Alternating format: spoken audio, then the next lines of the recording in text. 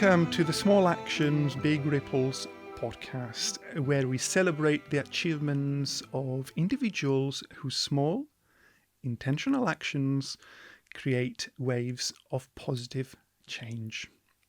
In this episode, I'm thrilled to welcome Amanda Jones, the CEO and visionary behind the social enterprise that is Shropshire Supports Refugees, whose mission is to try and successfully integrate refugees, asylum seekers and migrants into the vibrant fabric of rural Shropshire. Let's get started. Amanda, welcome. Hello. Can you tell us a little bit about yourself and how you became involved with Shropshire Supports Refugees? Sure. So I came from a family that had refugees in their history. So my nan was a Chinese refugee that left China to go to Hong Kong when the communism started to take over in China. And I guess it's in my genes. I don't know. But I've always just had a huge compassion for people. And so when I started my career, I guess I started like most people did in pubs, restaurants and bars and cafes, which just gives you a really good all-round feel for people, doesn't it? And then I think when I was about 18, 19, I came to Shropshire. And so I started working with people. I worked with children with disabilities to start with in lots of different contexts, in particular schools and residential care. Moved on to working with children in the care system and then delivering training and eventually working with people in temporary accommodation. So got to work with people with more complex issues and really just in general working with people with extra needs. So that then put me in a good position to understanding trauma, various communication issues, mental health. And there's certain threads that ran through all of my career choices. And I ended up in a lovely relationship, met my recent husband, found myself pregnant. And I was on maternity leave, I guess, when the Syrian crisis happened. And we started looking at people leaving their countries in hundreds of thousands in numbers of hundreds of thousands of people. And so, my background combined with the time that I had on my hands at the time when the crisis was happening kind of made a perfect collaboration of possibilities. So that's what's inspired you to start SSR. Now, your mission is all about creating social impact by fostering community cohesion and enhancing community well-being. Why do you think the support you offer to communities as well as individuals is so valuable? Well, in a county like Shropshire, where really, we're very monocultured, except for obviously Telford and Wrekin. So it was something that I feel needed to be guided, needed to be led by courage and heart. So, there's lots of examples of areas where they didn't have people like us who wanted to do things from the beginning in the right way. And I wouldn't like to judge, but I would suggest that sometimes it sets things off on the wrong foot. So we're already, battling against negative narratives around refugees and asylum seekers and migrants in general coming into areas. And I feel that if someone doesn't lead the way with a positive narrative and facilitate the positive offers of support, action people's offers of support, their volunteering, their donations, their funding, whatever it was. If you don't have somebody harnessing that, then really all you're left with is a vacuum where negativity fills it. So I felt like that was necessary in our county. It's necessary everywhere. Other organisations similar to mine have done that in other areas, and I feel like that's been a real positive. And I think that it's also extremely different when you're working in rural areas as opposed to urban areas. So in urban areas, yes, you do have a lot more refugees and asylum seekers and migrants, but you also have a lot more services. You also have a lot more facilities that make things easier for them to get around and infrastructure, access like you're infrastructure. saying. Totally. Yeah. They have a lot more support from their own communities. People step up from churches, people step up from voluntary sector. There's a lot more of everything. And people don't feel so vulnerable and isolated as they do in a rural county where they stand out like a sore thumb. And they don't want to stand out. They don't want their lives to be made any harder than it already is. And, there's a number of reasons why this is a different sector to most. The curveballs that we've had to deal with over the years, the waves of new people arriving into our county, the complex issues that come with trying to integrate people into communities that are already struggling, and then marry that with the economic situation across the board, across the country, across the world. And the general level, for a perfect storm. It just really does. It really yeah. does. So if you don't have somebody that is in their court supporting them, being a buffer between them and the negative rhetoric, the negative maybe racism that they would otherwise be on their own with, I can't imagine how hideous it would have been for people to be just lost in a county, just trying to figure their way from A to B, trying to find out how to get on benefits, trying to find out how to get jobs and accommodation, trying to find friends, trying to get emotional support, mental health support, trying to get education. Without an organisation like ours, which was like, a base for them, like a home where they could come and get all that advice and guidance and signposting services, everyone access people's offers of support, access people's donations, and give them a little bit of a level footing to start their new lives on. I can only imagine how hideous that would have been for them. And a confidence boost. But what I will keep from what you've said just now is leading with courage and heart. That is very, very important, because you can get all the logistics right, but at the end of the day, what remains is that human level of interaction and support that you're trying to achieve yourself and your team, which is so, so important. So looking back over the years, if you look at all the achievements and the impact that Shropshire Supports Refugees had, is there one particular accomplishment that you are especially proud of? Absolutely.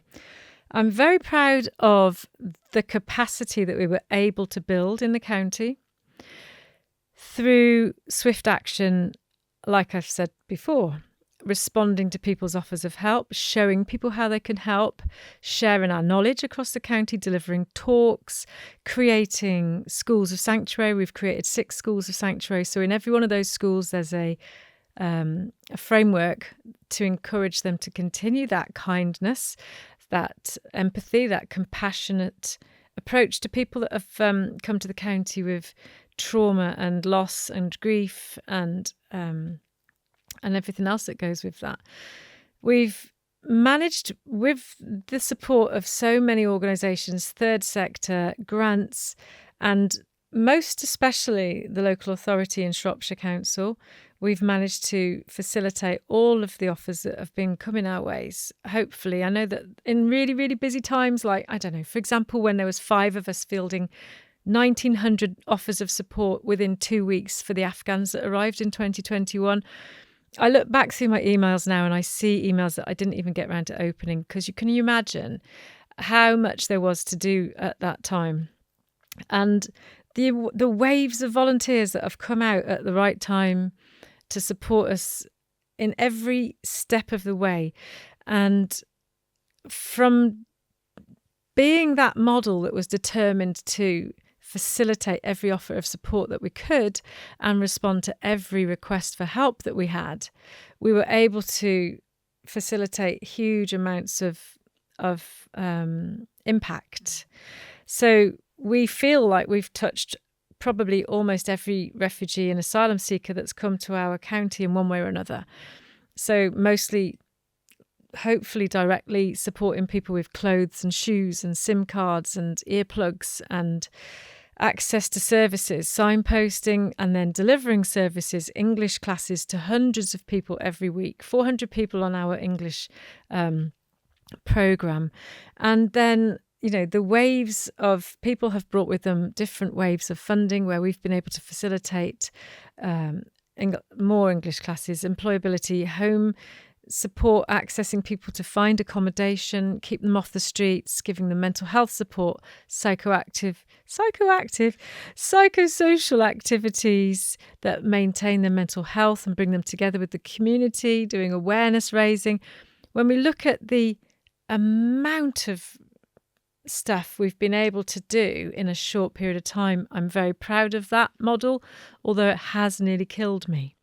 I can imagine, and what an incredible confidence boost I think you were giving to people who need it most. I think that is the most important, one of the most important things is that often, people forget that confidence is it's a key in people feeling that they are valued members of a community, of a society, that they can go out there and achieve on an equal level like everybody else.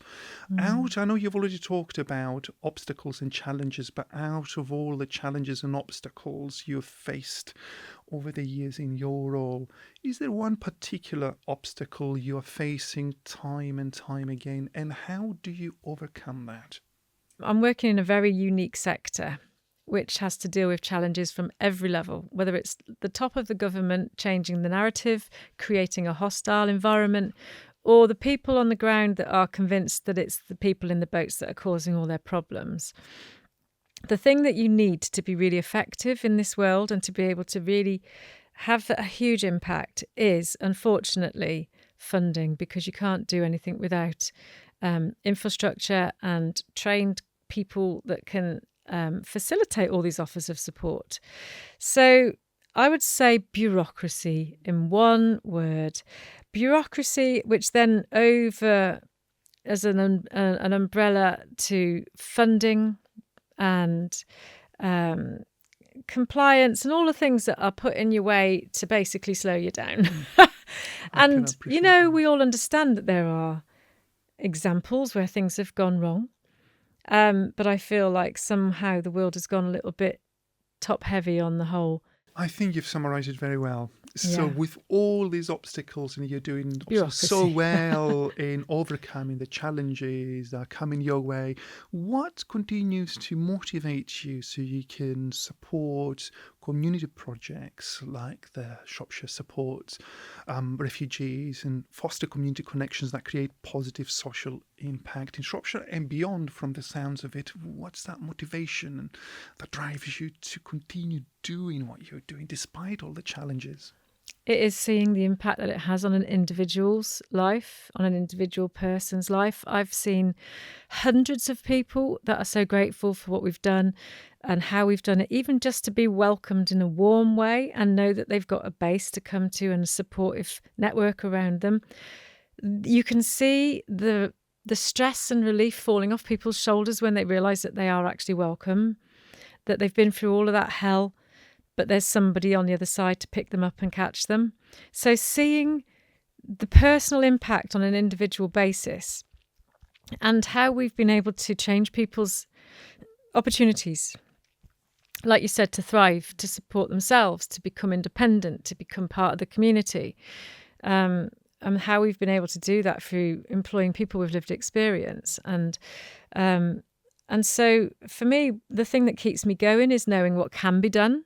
And I think that what we've shown is what can be done when it's funded properly, when it's supported properly from all sectors, on all levels, in every way.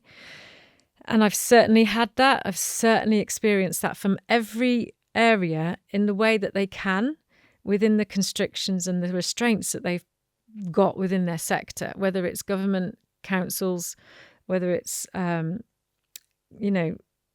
NHS, ICB, third sector, or any other. The amount of partners we've worked with are almost immeasurable. I can't count them all. I would say hundreds of partnerships we've done over the years.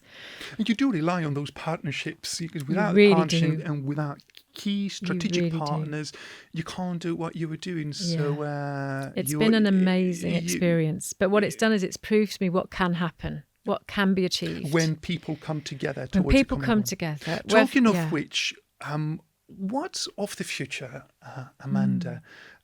You've achieved already some amazing things, and you will continue to do great things for the Shropshire refugee community, asylum seekers. So, what are the future? What have you got in store? Well, I have created a model that proves that it works, and I've set up an existing organisation now that I feel is in a good position. Should it find the right support to continue doing what it's doing for refugees and asylum seekers in the county, and that what we want to do now is facilitate and empower that model further. So working with other groups in the community, working more in the community, empowering and teaching people in the community how to very much do what we've already done. Because Shropshire is so huge, it's so huge that one organisation cannot do it on its own and shouldn't do it on its own. This is a community movement that happens. I feel like that's definitely got legs and it can survive. But what it's also done is make me realise how much need there is in the wider community, and also some key factors that I feel are in common across the communities, across every sector. Everybody from, native British people to people that have lived here for generations, to adults, children, and everyone, every background, every ethnicity. There is something that the threads are familiar and similar. So I've got quite a lot of ideas on how I could do little projects that might support my ideas of potential models that could grow. Then somebody else can take. Now Yeah. suppose you've got a blueprint. That's right. That you can Yeah. help somebody else. Well, if you like what's happening here, look at what's possible when you bring all the sectors together, when you bring the public together with the local authorities, with the services, with the third sectors, and you empower people on the ground to help each other through education and through facilitation. And collaboration, most importantly. And collaboration. Absolutely. So that's my dream, is to keep doing that in various environments. Brilliant. If you had an advice a piece of advice for somebody who is listening or watching us and is feeling inspired by your work and what you've achieved and your plans for the future, what would you say to them? How would you advise somebody who wants to do something similar in their area, perhaps? Well, my first piece of advice would be to find your tribe. And you're not going to find them if you're going to be a wallflower and stay quiet. You need to be loud and proud about what your intention is. And then you will attract people who feel like you, who want to do something. And then you can look at coordinating that, working collaboratively, finding people in that group that can be active participants in making it happen.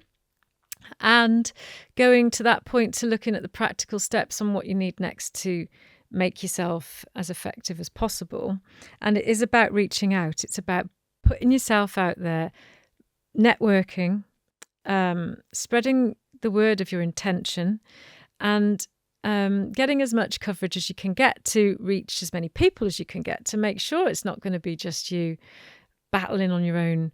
And I suppose what you're saying, if nobody knows, if no what one knows that you're doing and your intentions, then that is not going to be very good, is it? No. So collaboration you've mentioned, just to summarize, and awareness raising. Find the right people to work with, people who are willing to support you. Network like crazy, and just get the word out there. But ultimately, what I get from our conversations, that you have this ultimate belief that yes, this can be a better world for everybody, where everybody is on an equal footing, where everybody feels they're a valuable member of the society and the community in which they reside. So I think that inner drive and motivation that you have seems to me that leads and drives everything that you do. So that's fantastic. Thank you so much for sharing such an inspiring journey and story. One final light-hearted question to finish with. Amanda, if you had one superpower, what would that be? Well, it would be that just by being in somebody's presence, I could remind them of who they really are, that they would remember who they really are, that they would remember what they're capable of, that the power they hold inside them to not only change their own lives, but to change other people's lives for the better. So if I could do anything, it would be to remind people of how powerful they are. They are.